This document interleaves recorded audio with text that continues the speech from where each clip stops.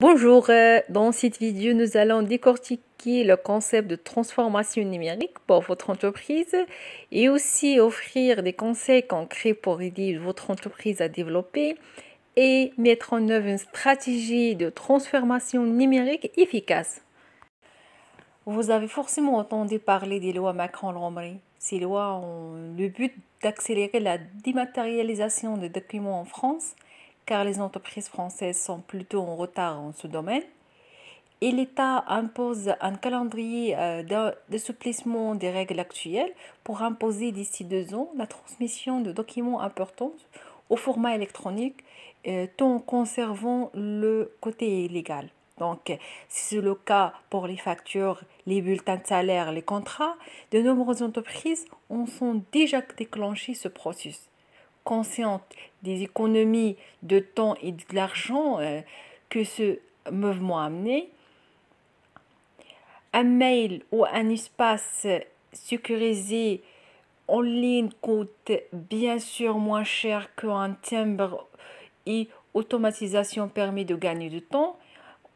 Aussi, en 2017, le portail Chorus mis en place par l'État pour le dépôt en ligne des factures a enregistré en quelques semaines une multiplication de nombre de factures reçues par 3.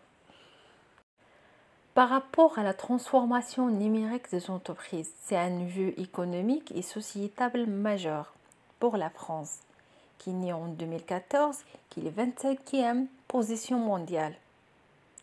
Selon l'indicateur Henry, mesurons la propension des pays à exploiter les opportunités des technologies de l'information et de la communication.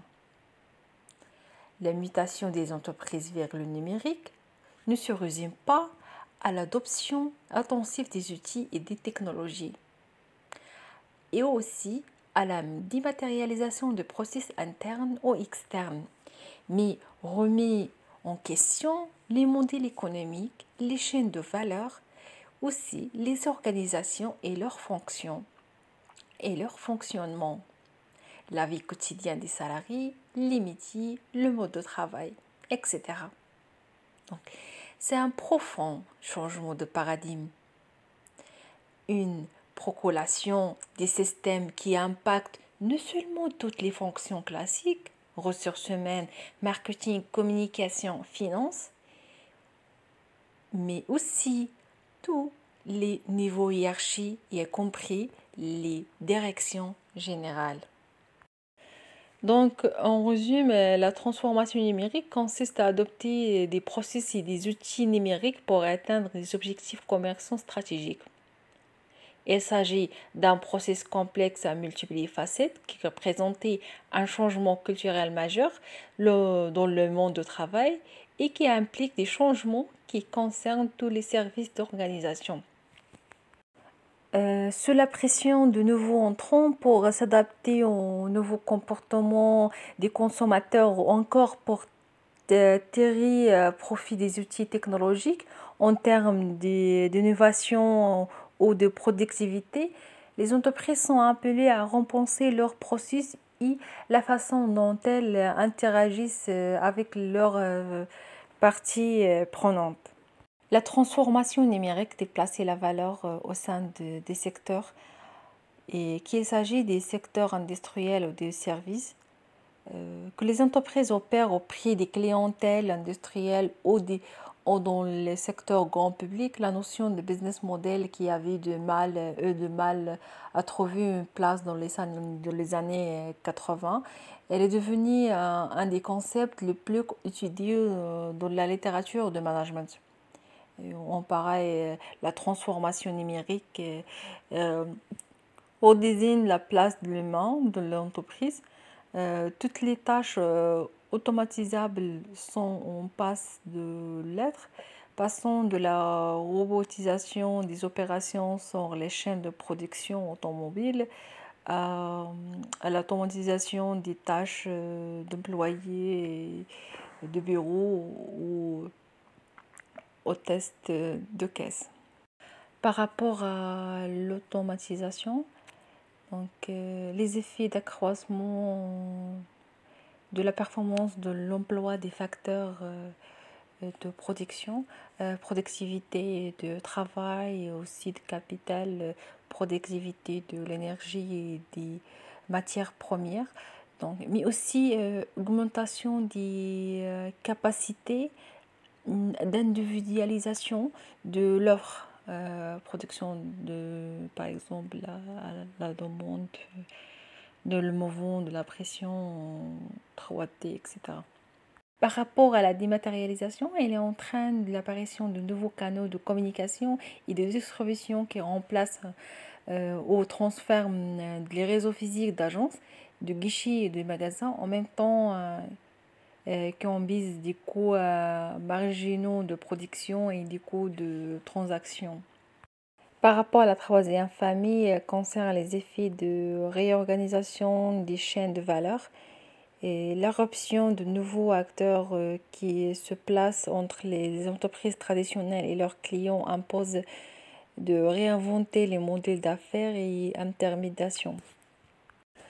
Les technologies numériques participent à la transformation de l'organisation et du mode de fonctionnement au sein des entreprises à travers l'automatisation des processus, des pratiques et projets en métier, aligner les technologies et leur usage sur les orientations stratégiques de l'entreprise, maîtriser les sources de données internes et externes, identifier les algorithmes permettant de donner sens à l'information recueillie et de déposer des compétences pour un travail coordonné au sein de l'organisation.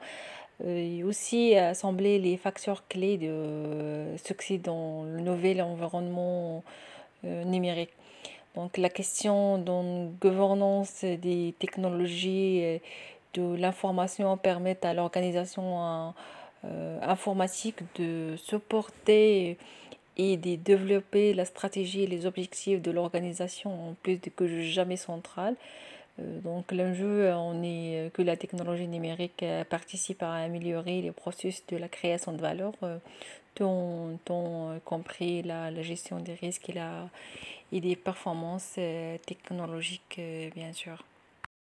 Donc, les technologies numériques continuent de favoriser de nouveaux modes d'organisation, de nouvelles intermédiations, transformant en profondeur les modèles économiques héritiers de la révolution industrielle et la place de le consommateur, utilisateur.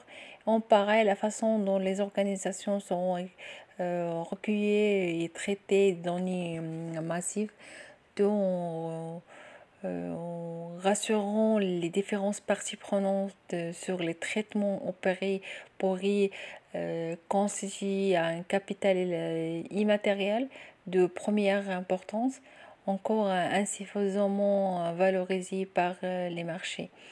Donc, à l'instar de capital marque, que les financières intègrent aujourd'hui dans la valorisation des fermes.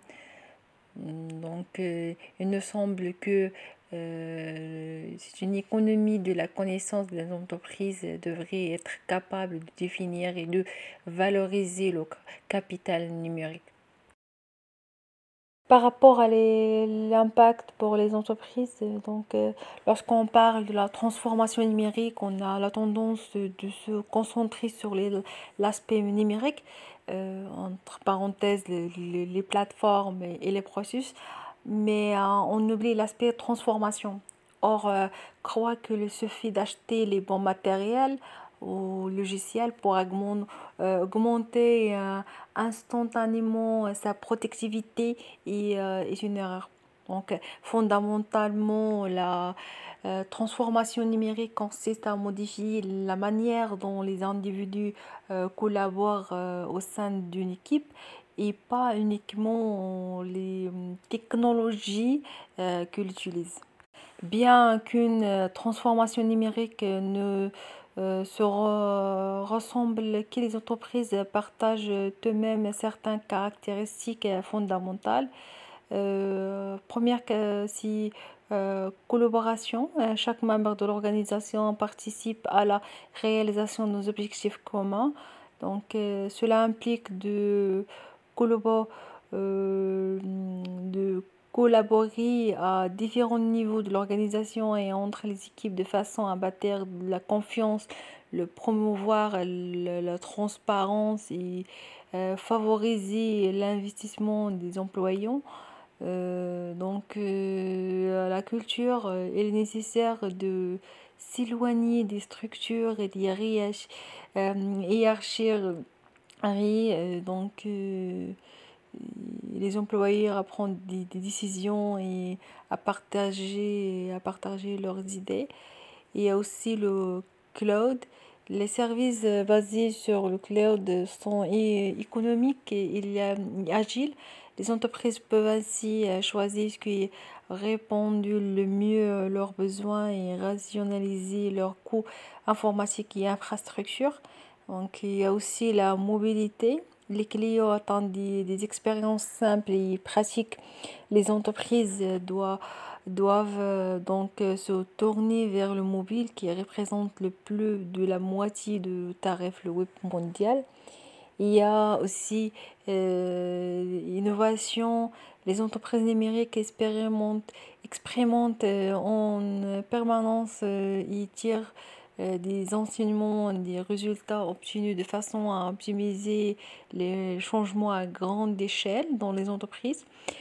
Il y a aussi la continuité. Il ne s'agit pas d'un objet avec une date de début ou une date fin. La technologie continuera d'évaluer et obligera les entreprises à s'adapter aux nouveaux process. Il est donc essentiel d'apprendre et d'évaluer en continu. Donc, il y a l'approche axée sur les données. Vous devez non seulement collecter et analyser des données sur vos clients, mais aussi évaluer les performances de votre entreprise. Il y a aussi l'approche orientée client. À terme, tous ces changements visant à améliorer le service et l'expression, aussi l'expérience offre à vos clients. Notez que ces caractéristiques ne concernent ce que fait votre entreprise, mais plutôt votre mode de fonctionnement. La transformation numérique ne touche pas aux offres, aux valeurs fondamentales de votre entreprise. Elle consiste à développer une culture de travail connectée et aussi nécessité d'atteindre les objectifs stratégiques.